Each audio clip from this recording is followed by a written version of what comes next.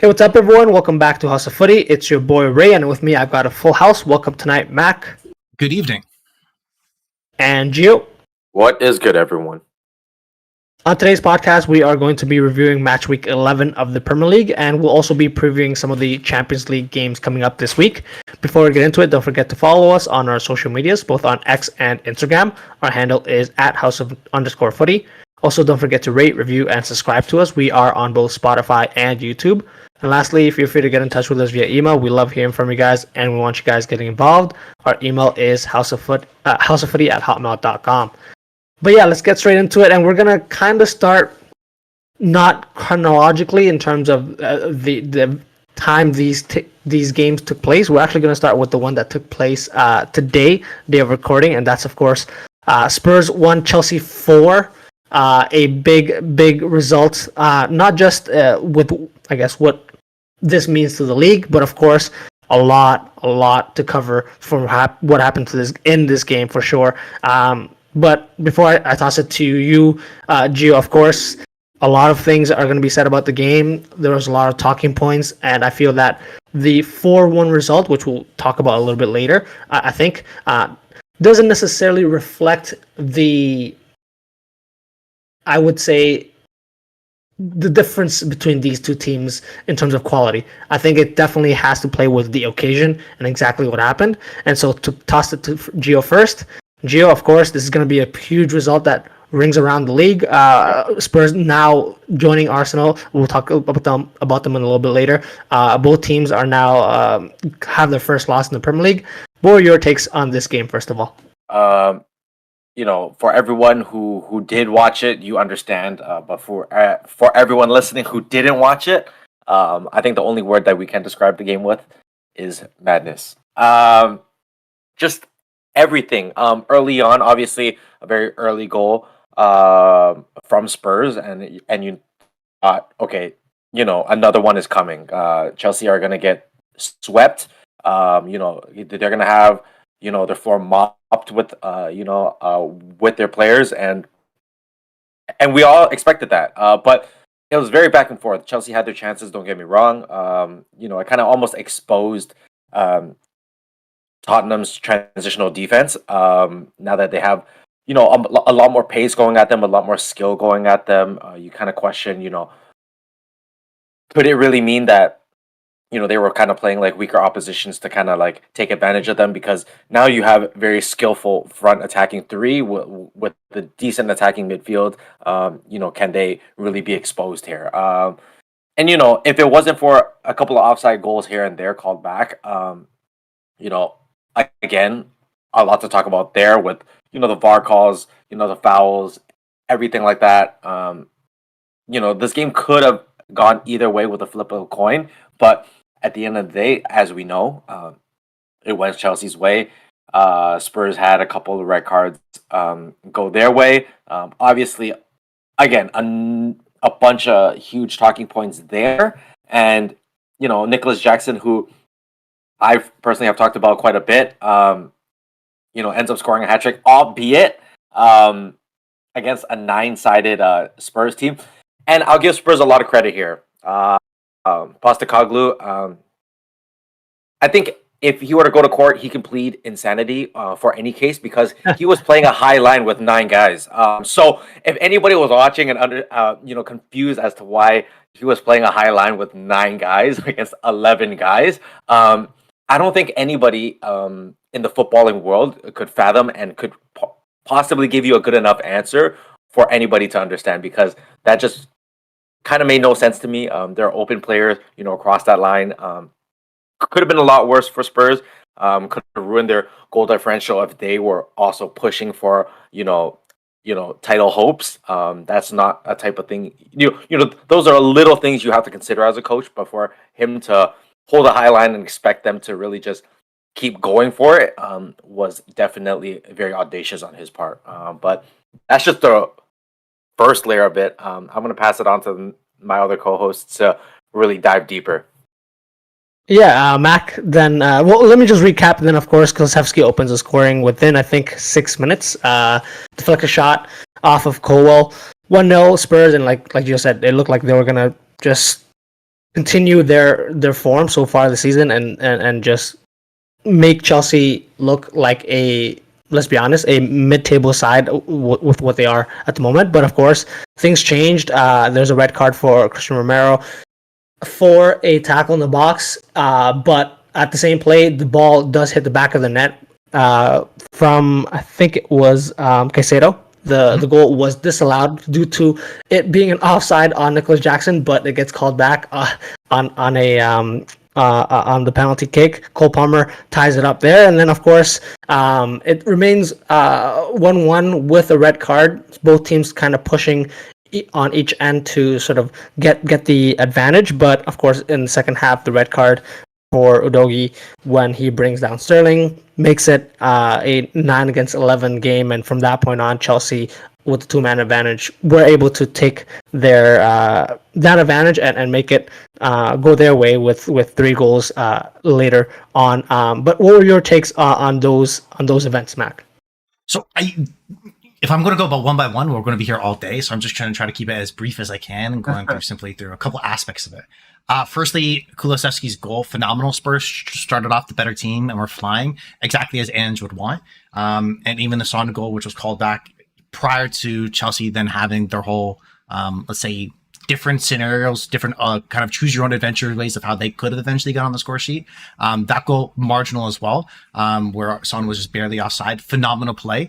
You actually absolutely love to see kind of how high flying they were. But to be fair, how the goal ended up actually happening was Spurs really shooting some of their own foot. Romero's the one that tried to play out from the back, to which Chelsea had won the possession in the final third. And from there, you had not even like the obscene levels of chaos, which resulted in Caicedo finally finishing it off. In that whole crux of things, I think I don't want to speak too much about the referee decision. I think we maybe can go around the horn in terms of if that was a red card or not. And even Udogie, who was originally assessed a yellow early on prior to receiving a second yellow and being sent off in the second half, I would argue that one also, if anything, that was probably the biggest red card challenge of the game, or of anything that we'll talk about from this weekend. That was quite dangerous in terms of the 2-footed challenge. But in terms of how that changed the game afterwards, and especially after Udogie's red card, and speaking to what Gio was saying, I know that he was questioning it a little bit, where every other team, almost every other manager in the history of the world, you're down to 9 men. What are you going to do? You're going to sit back, absorb pressure, and just pray you don't get scored on too many times. You will probably lose the game. In fact, you're going to lose the game. It's just a matter of kind of self-preservation.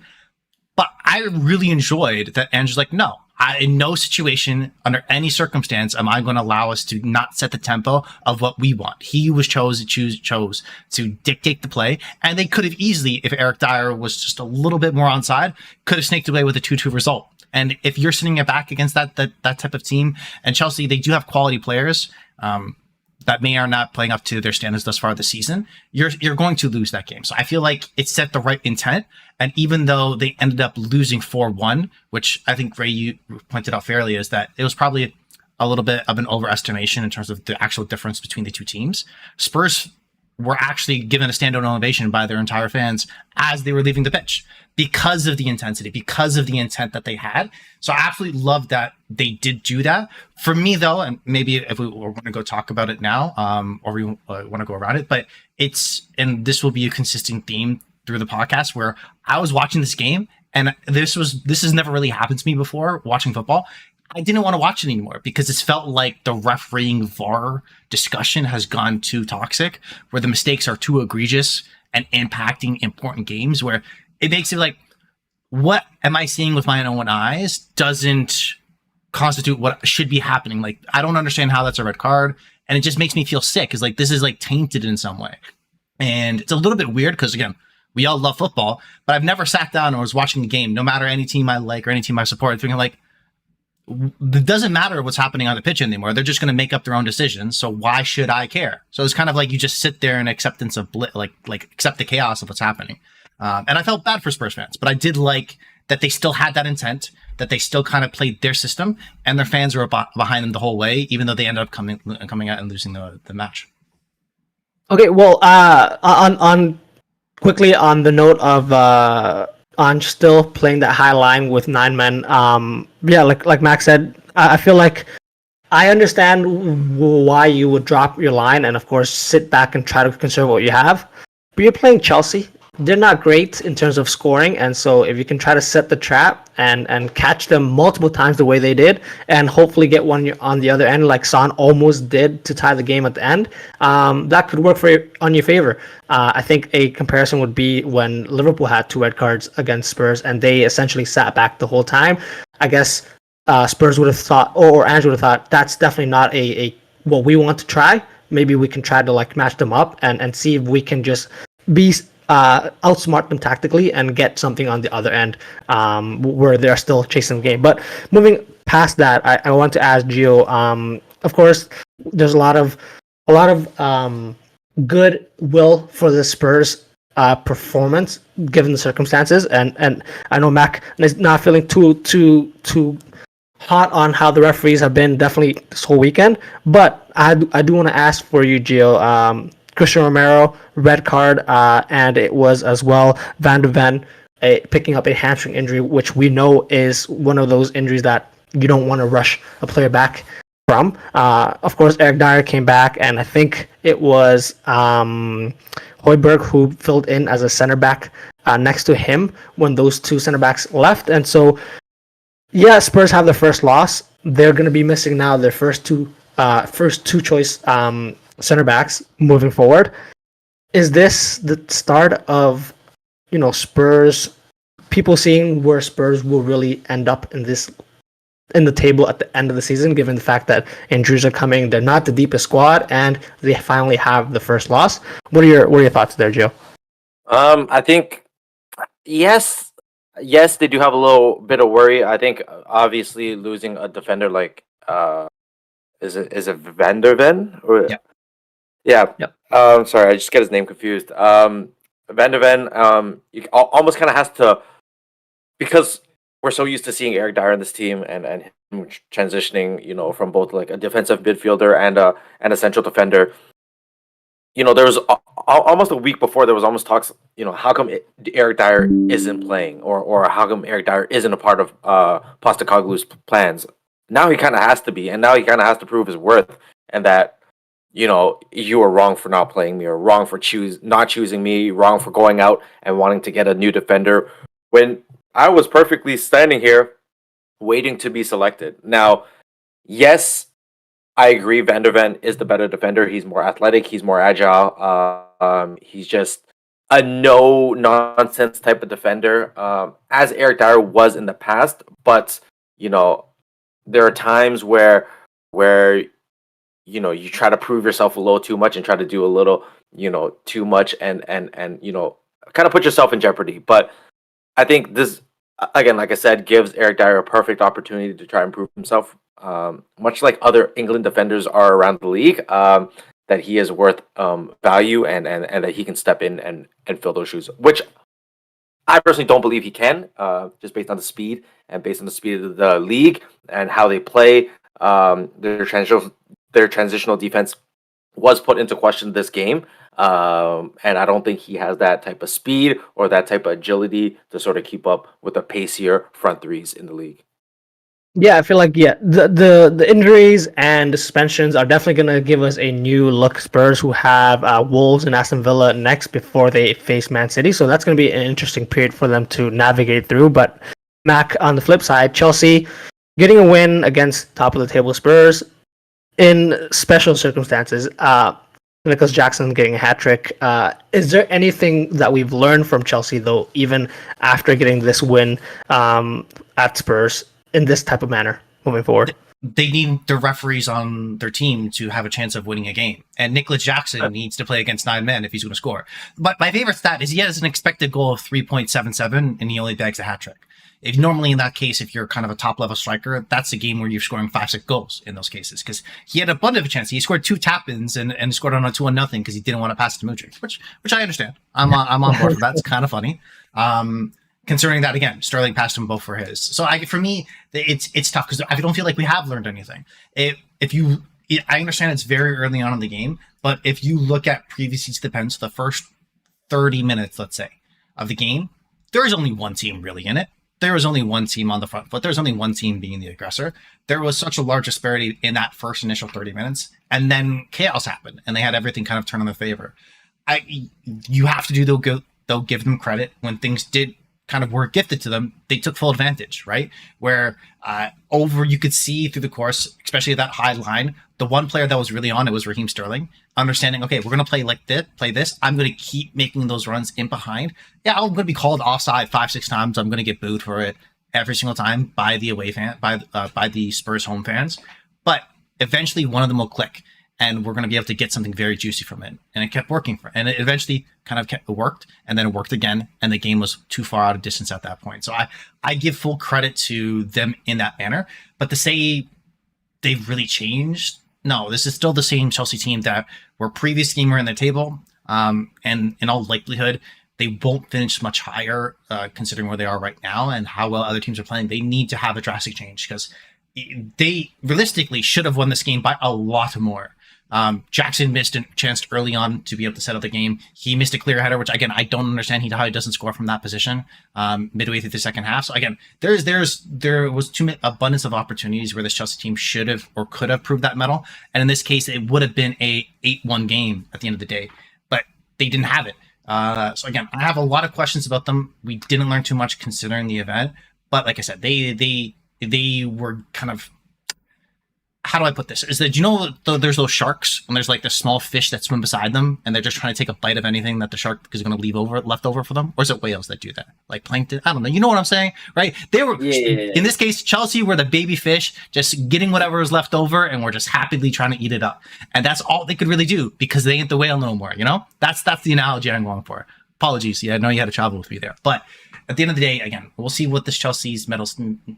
I think we still have a long time and have a lot of time in before we're going to figure out what they are. And hopefully going forward that they do pick up a win like this, they don't have so much help from the referees.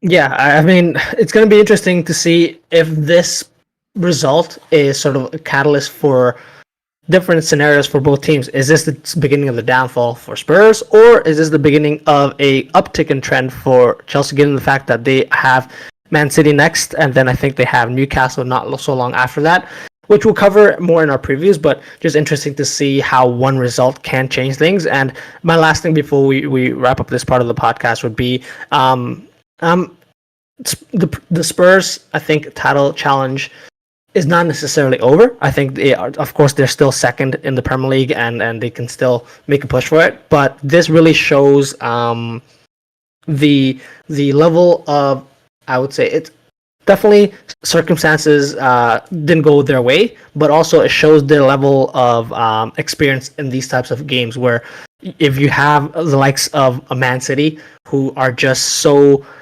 experienced in these high stake games, they just know what to do to maybe slow things down or play the referees a certain way where they wouldn't be necessarily dragged into these essentially dogfights on the pitch. And it really gave back to a couple of years ago when I think it was Spurs and Chelsea. Again, there were multiple red cards in those games. Not sure if it's just this fixture, but I feel like maybe if this game happened at Stamford Bridge, maybe it wouldn't have. And the expectation from Spurs fans, given the fact that they could have extended their lead again and gone first, that may have played too much in that the intensity in the stadium and the players just drove it and pushed it to that point where, of course, we saw what happened. So this might be an eye-opening experience for Ange Postecoglou and see how he bounces back from this and how his Spurs team bounces back from this, because it's not the result they would have wanted, especially the injuries that they now have to deal with and the suspension. So we'll see what happens there. But yeah, let's take a break here, boys, and then we'll be back covering some more action from this weekend's Premier League. So stay with us. Welcome back to House of Footy, guys. We are going to continue now with another match that saw another team that was undefeated get their first loss in the Premier League, and that's, of course, Arsenal, who traveled to Newcastle and came out 1-0 losers in this game. I think a game that was very similar to the Spurs-Chelsea game, high intensity, a lot of talking points, a lot of things that could have changed the game. And even though I don't think there were as many clear and cut chances for each side. I think it was a very entertaining match to watch as well. But Mac, give us your takes on this game overall. Well, it felt like a throwback. It felt like a mid-2000s type of game with challenges flying, the intensity, the pace. I would also say the lack of quality that we've expected from either of these teams thus far this season and over the last couple of years. But it felt like it was kind of a rugby match in some ways, kind of with just the tempo, the tackles flying in. So in a way, it was nice to see. But there were moments where it did feel like it went a little bit too far, and we'll kind of go to that. But initially, for kind of taking Arsenal's perspective, they lined up without Odegaard, who was out due to injury, and Havertz played in that spot, which was a big question. And I don't think he necessarily looked great, but I don't think he necessarily looked poor. He looked just as good as everybody else on the pitch, which for me, again, like I said, was lacking that cutting edge quality. You might argue to say that it's good defense from either teams, and I think defensively, both teams would have been happy with their performance, but what it took away offensively from what we would expect or hope from kind of an exciting Premier League game, it definitely felt like neither team was able to get in their flow and create those opportunities. Probably because just the amount of fouls that were conceded, like I said, the tackles, and the defense is playing very, very well. So I think overall this game, I think it should have ended up as a 0-0 draw. It felt like a mid-2000s 0-0 draw type of game. Of course, we'll get to some of the refereeing decisions later on, but overall, I think that, and to be honest, I think neither team deserved full 3 points because of their lack of, I would say, flow, their lack of the ability to be able to create goal-scoring opportunities. So it was disappointing from an Arsenal perspective for them to not at least pick up something, considering that they were no worse than the Newcastle team that they played.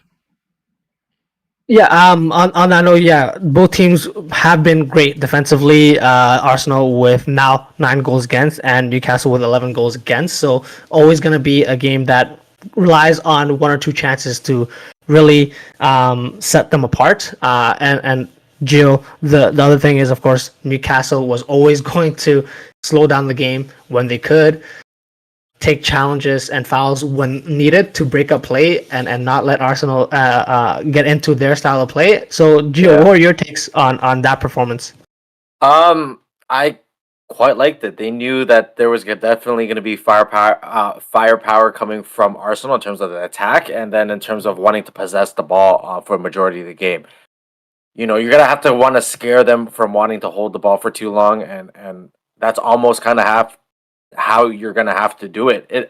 And you know, obviously, you know, it would probably only me thinking this, but I felt like, you know, had they had Odegaard and a certain ex-Arsenal midfielder, I think it would have been quite a match. And that ex-Arsenal midfielder would be Granit Xhaka. I think the grit and the almost not retaliation, but just having that tough guy on the pitch to kind of stand up for your more finesse players. I know it could have stirred the pot in terms of, you know, Xhaka getting a red card or so and so getting a red card, but Newcastle was ready to just, you know, kind of just, I don't want to say take players out, but definitely let players know that they were there, and especially players like Bruno Guimaraes was, you know, typically not the heavy tackler per se, but he was definitely getting in there and letting his presence be known. So, you know, I kind of almost wished there was still a player like Granit Xhaka that would almost stir the pot a little, make the game a little bit more exciting. That,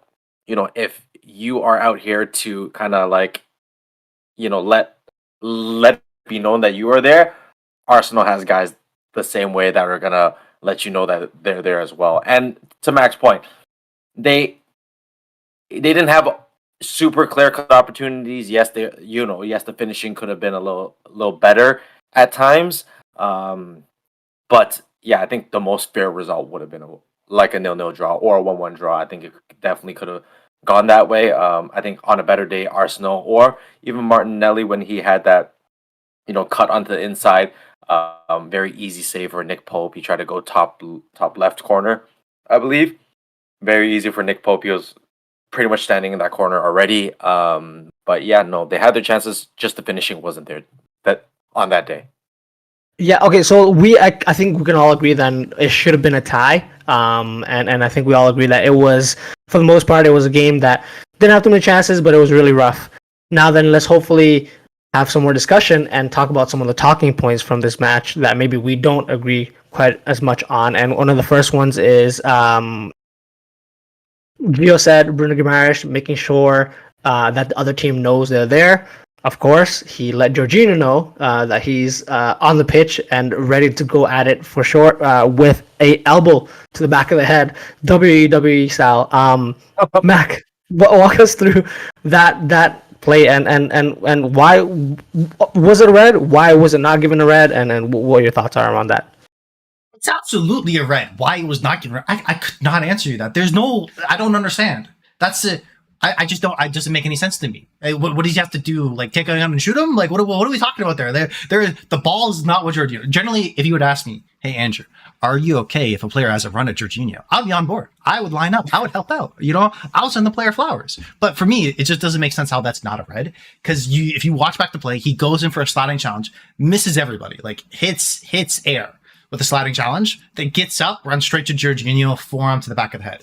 What was called, I think the wording that was huge, that it wasn't an egregious contact. I think that's what it was. It was in terms of the VAR review afterwards, which if that's the case, if the ball is not around and just allowed to run around and form people in the back of the head, I think we may have a different Premier League coming for the following weeks. Because if this is the standard that's supposed to be kept, I guess we're going to get concussions everywhere. Let's not worry about that. Why do we have concussion protocol? Let's have some fun, guys. Yeah, for me, that of the entire weekend was probably the most ridiculous decision.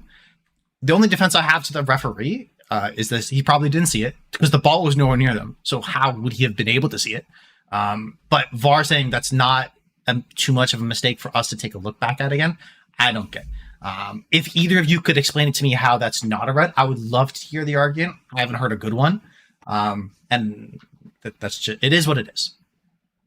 I don't think we're going to spend too much time into that one. I think we can all agree hitting a player when the ball is nowhere there should warrant a red card, and in that type of action, something that Bruno Guimaraes is not his first time doing. If you guys recall listening earlier in the season when he played against, I think it was PSG, he had a similar instance against Manuel Ugarte, the midfielder from PSG. So I want to mention that.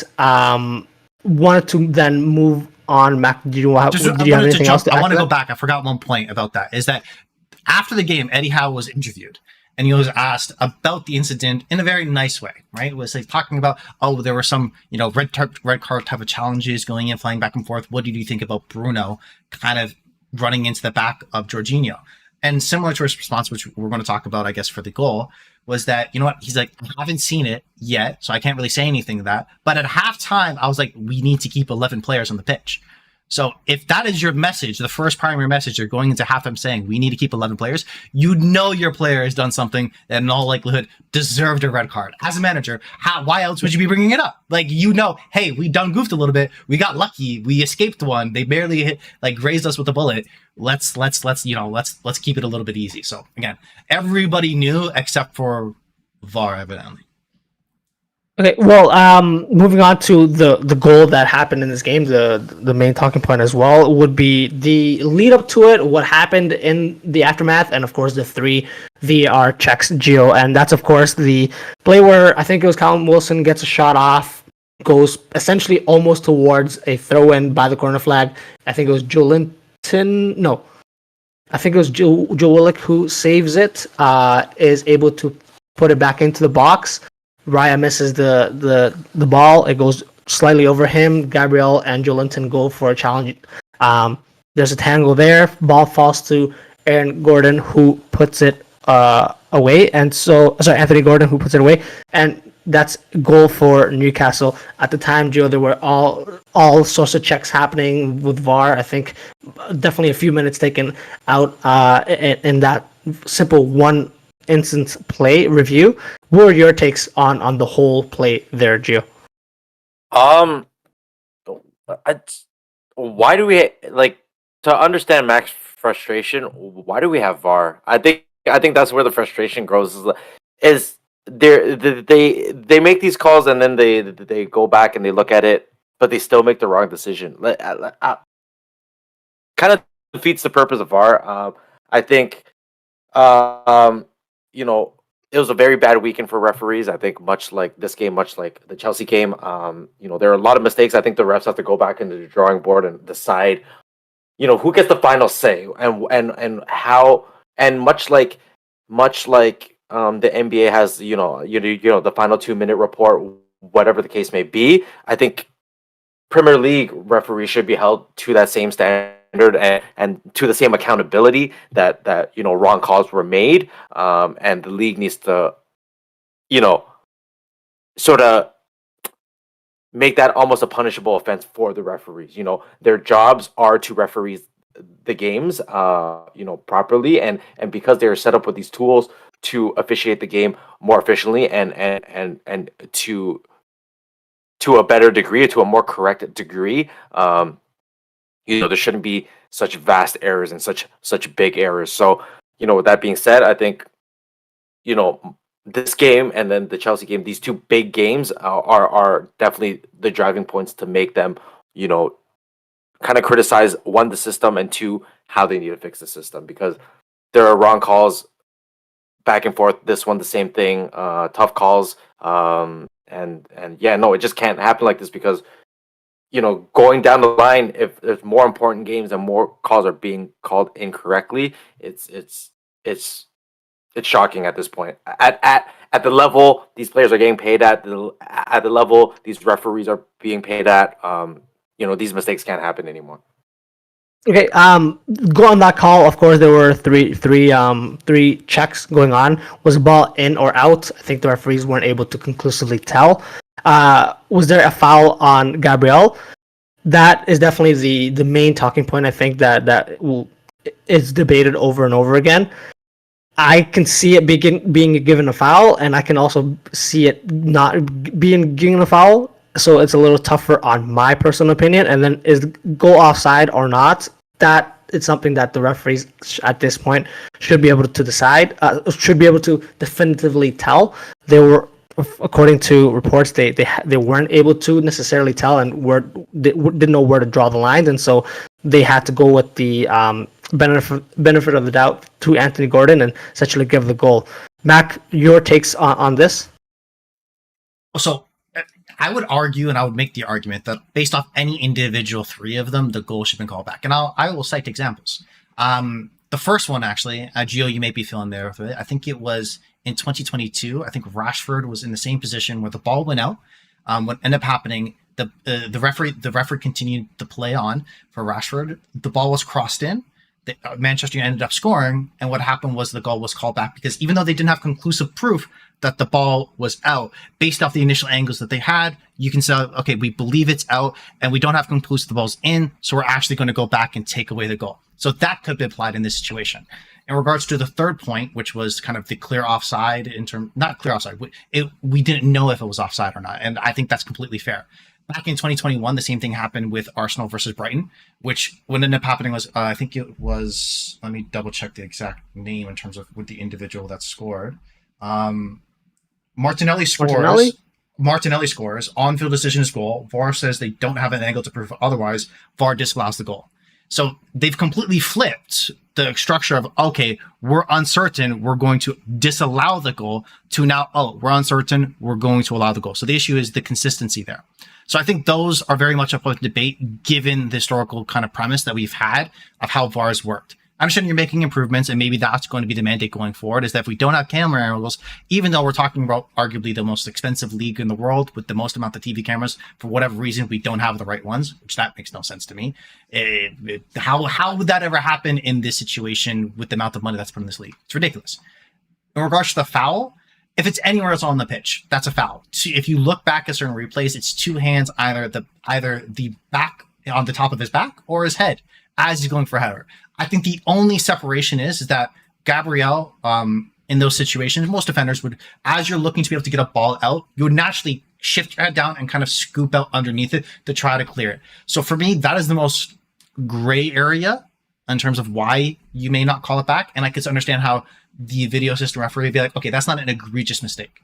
But given the circumstances, I do think it's an egregious mistake, because if looking at Joe Linton's momentum as he's kind of pushing into Gabriel, you can see that there was contact there, and that does obstruct the play. For me, it's not too dissimilar, and to make a comparison, to Caicedo's goal, which was disallowed with Jackson. Jackson is a good like 15 yards away from Vicario as he's attempting to make the save, but he's called offside because he obstructs or like breaks up the play. And even though it's a very minimal amount, in that case, it's not too dissimilar where, yeah, okay, he's made a decent amount of contact that's impacted the play and has led directly to a goal. So for me, I think in that manner, considering how calls are called these days, that would be given. So for me, again, all 3 points, it fails across all. I don't this, I think, though, and I do want to have a conversation about like the lack of Arsenal offensive firepower. I do want to have a conversation around that. But initially, for me, all 3 of those checks, it fails and goals should be disallowed. Yeah, and of course the aftermath is Arteta coming out, basically giving everyone a piece of his mind about the disgrace essentially that the goal was given.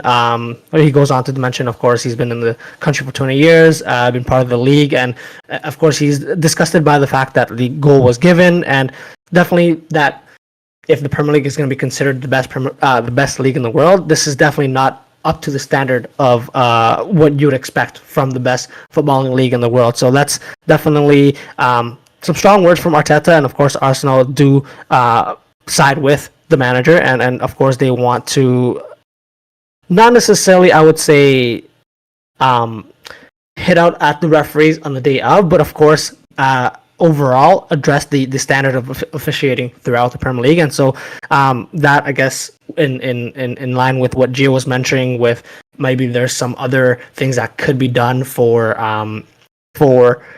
the standard to get raised, whether you see this as a positive or negative, whether it's now multiple times as it's happened this season, and if across different teams, if it's a good thing or a bad thing, I guess we can't really get too much into. And so just wanted to mention that, of course, those things were said and those things have come out since. So let's finish off this part off with then Mac on that point. Arsenal, some deficiencies going forward. What are your thoughts there? I'm actually curious to see what you guys think. I just want to kind of go through some scenarios and some numbers that I was reading about with Arsenal. Is that for me, they look kind of very different this year on offensive sense. It seems like defensively they're one of the better teams, and that was a question mark I felt like a lot of the time last year, where defensively they did seem a little brittle, especially when Saliba hasn't played. With Rice coming in, they seem more solid. They don't seem to be able to give as many clear-cut opportunities, but has it come at an expense of not kind of creating enough opportunities themselves to score? I understand you have to kind of give up one in some ways to get the other necessarily, I guess, in terms of your philosophy. But you have teams like Manchester City or Liverpool in their heyday from a couple of years ago, where they both want to concede a lot of goals, but found opportunities and exploited ways to create a lot of opportunities for themselves. Arsenal have 23 goals so far this season in the Premier League. Same time last year, they had 25. So it's only a small dip. But the real number for me is that the non-penalty expected goals ranks 11th in the Premier League. So that will put them in the bottom half of the table. So that's quite a drop-off. And they have relied, and I think they've been given the most amount of penalties so far this season. So that's been to their advantage, of course. You want to be able to take those opportunities. But I don't know. Do you think that, and Gio, I guess I want to be able to ask you from what you've seen at Arsenal, do you think they're kind of missing a step there? Is there a particular reason why you feel like maybe they're not as creative as they've been, or Ray yourself? Because for me, I notice it when I look at those numbers. I'm like, you can make the argument either way. I think it's simply one, teams are playing them a little differently. I will say that they are sitting back a little more. They are attacking the players a little more than really wanting to play the ball. And sometimes you have to do that. You have to be physical with a team that's very finesse and passing heavy. If you can't get the ball, you have to get the man. But also, I think it's just the wear and tear and the fatigue of the players. I think, obviously, setbacks of losses and things not going their way. I think, big teams struggle with this. Not every team, sometimes the bigger clubs don't get the right calls. And because you don't always get the benefit of the doubt, it is taxing, it is tolling. But again, to that is that we always stress, even last year when we talked about this and we talked about Arsenal and how good they were, week in, week out, things of that nature, we always stress that they still need more depth if they want to compete. They're always gonna need depth. They're always gonna want depth, and I think these are the times where they need depth to kind of shuffle the board a little and see who they can kind of spark that type of play from, and whoever they need it from. who can I shift where in order to get that going. So I think again, if this season or in January, if they do look at themselves and say, "Hey, we're not where we want to be. We're not where we're supposed to be. How do we do this?" I think they'll be looking to buy and add, and if the season ends off as quote unquote a failure in their eyes, possibly not winning any trophies, just securing a Champions League spot for that matter, I think they'll this is one of the summers. Obviously this summer was very successful in terms of securing Declan Rice and strengthening that midfield. But adding depth, not adding a quote unquote superstar, but adding those types of role players that kind of can flip the game on its head and really just turn Arsenal around within the game. Yeah, personally, I do. There's been a little bit of a drop in expected goals, and I can see why. Arsenal, like Max said, I think a lot of the talk about around the offseason would have been to be a lot more to solidify themselves defensively and have a strong base, which they have had to sort of match Man City. They've done so extremely well. They're able to control most games, very much like Man City. But I think what sets them apart is that Man City, of course, have your Hollands, your Kevin De Bruyne, your now Jeremy Doku, which we may touch on later. Those players that can flip games on their head and just hit form at the right time, and I think Arsenal will eventually have that. It's just at this time with number of injuries, added competitions, and just all of these games taking place at the same time. It's not been the most helpful environment for those front players to succeed. And if you have a couple injuries there, you have players that are coming in not playing a whole lot. That's definitely going to hinder your chances. How we saw against West Ham, where they still dominated possession, but it just didn't look like it was clicking. Havertz hasn't looked like he's clicked to the full extent yet. It's given that it is first season, so it's not fully expected. But you expect now the next move for Arsenal. We can touch on this maybe later on as well and throughout the season. Maybe get that next star player that will fit the system and immediately give them a return on goals. So that's my personal opinion. And so we'll see what happens there. I know we've run a long time here, so we'll take another quick break here. We'll touch on some more Premier League games and we'll preview some Champions League games coming up, guys. So stay with us. Welcome back to Hustle Footy, guys. We are going to finish off the podcast now, covering just the remaining action from this weekend's Premier League games, and also we'll preview some of the Champions League games coming up. The first game that I'm going to cover quickly is Brentford 3, West Ham 2, a game that most neutrals wouldn't have kept a close eye on, but I think it was an entertaining game. Neil Maupay gets a goal for Brentford, which is somewhat surprising. They take the lead. West Ham comes back with two from their own, and then gives up an own goal before Brentford finally get the win at home 3-2. Brentford, of course, scored all three goals from crosses, and if I'm not mistaken, West Ham also scored their 2 goals from crosses. So a game that relied upon a lot of balls into the box, a lot of players running into the box and creating chances. But of course, I'm going to have to highlight the man that Gio, you and I have covered a lot more, and that's not Jared Bowen. Jared Bowen, be aware, because there is competition. Mohamed Kudus, I'm not sure if you guys watched the goal. If Jared Bowen is not performing up to standard, Liverpool are here for you. So, Jared Bowen, you're on thin ice. You better start performing, because Mohamed Kudus, I want you, baby. That's pretty much it for me. Gio, if you have nothing else to add on to this game, please give us the game of the weekend from you.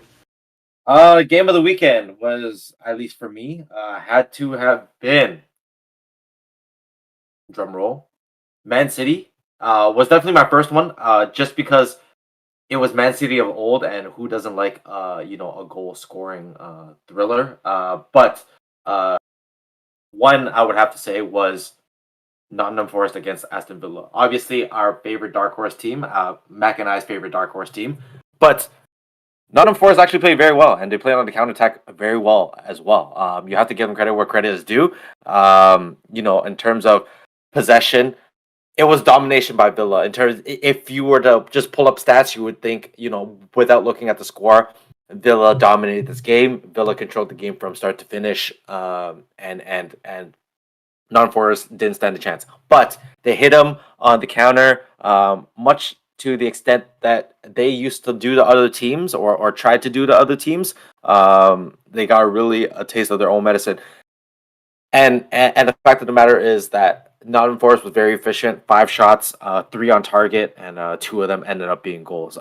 Taking and absorbing a lot of that pressure throughout the game. It's tough to play like that. It's tough to play in a box where the idea is to just defend majority of the game. Just shade them where you want, kind of hold your position well, and kind of wait for your opportunities to do that. And a 90-minute game at a professional level is extremely tough. So that was definitely my game of the weekend. I watched that from start to finish, and it was fantastic. Just quickly before Mac jumps on, Emi Martinez, of course, won I think it was the Golden Glove. Definitely did not give himself any favors there. So I just want to mention that. But Mac, please give us your remaining game. So I wanted to quickly touch on the Man City kind of devastation that they provided. One, Bernardo Silva, great, fantastic goal. I think that I was having a conversation with some friends, and they were talking about, is he probably the second most silky left foot of his generation behind Lionel Messi? I think that he's in that conversation. Sorry? See, that's a great... No, but it's a great conversation. Mars is silky. Mars is silky. It's silky, but in a different way. Whereas I feel like Mars has kind of like that touch to be able to beat the man versus it just feels like Bernardo Silva just glides by. I don't know. It's aesthetically, it's just different. Makes you feel a type of way. Sorry, Gio? But I will say this. I do give Bernardo Silva that slight bit of more credit because he doesn't have that Mahrez speed, and he's still able to shift through defenders and shift through, small holes and things of that nature. I definitely put him above Riyad Mahrez for that reason. Fair. So I do want to give a quick shout out to there, and they were the biggest winners of the weekend because everyone else around them that they need to kind of shot the bed a little bit. So big Man City seems to always win. We'll see how it is. But my other game that I wanted to be able to quickly highlight was.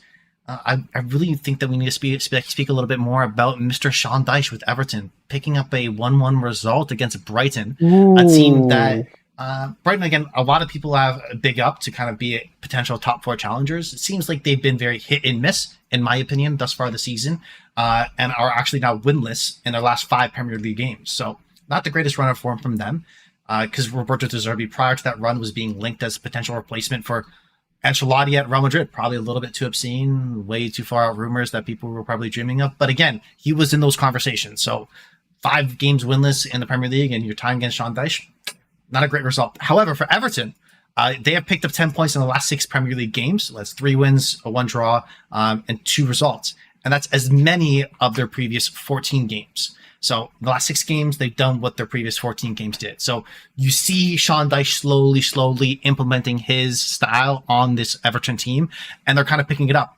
And going into the game against a team like Brighton, that he reveled in the opportunities. Like, oh, they want possession? Fine. They want to be able to take all the chances? Fine. We'll wait for our opportunity, score a lucky goal, and pray and get back and play defense. The only tough part is he has, someone older than me playing right back, and that's not a great look going against Matoma, and that's just a rough day for Ashley Young. So overall, great to see Everton starting to pick up their form, even though it looks like they may get a 12-point reduction, which puts them at -1. So they desperately need any point they can get now. You know what I'm saying? So we'll see how it goes.